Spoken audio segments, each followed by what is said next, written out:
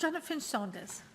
And I'd like to thank Claire Griffith for raising this again in the Senedd, because I was actually one of the first constituencies that saw hundreds of my constituents, particularly members of the more elderly in our population, targeted in this way by these private enforcers. Now, I'm not against outsourcing to the private sector, where local authorities can actually make savings and that the service delivery is of a high quality. However, in this instance, we have got severe problems. 10,000 now have taken to sign in a social media page. There is a huge campaign against this.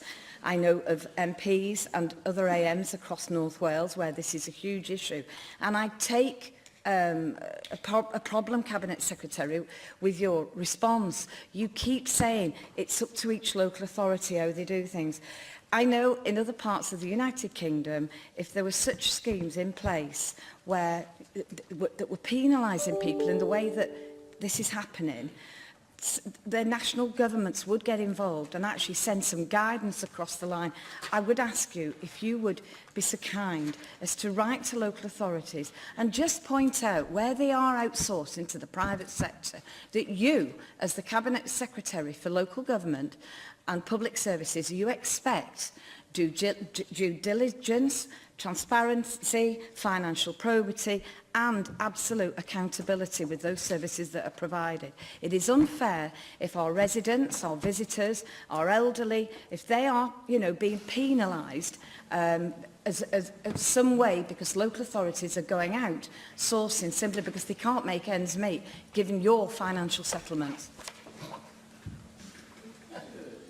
Presiding officer, the member was doing quite well up until that last sentence. Strong leadership. She represents a political party that, of course, is almost removing the rate support grant from all local authorities in England. And in the last 7 years has seen the spending power of local authorities in England fall by 49%. So I suspect she's on very, very thin ice there. But however, let us take her at her word. We all welcome a sinner that repents, and I join her in welcoming the fact that whole-scale privatisation is not the way for local or public services to be delivered. I'm glad she's come and joined us in supporting that. But let me say this: where there are issues with the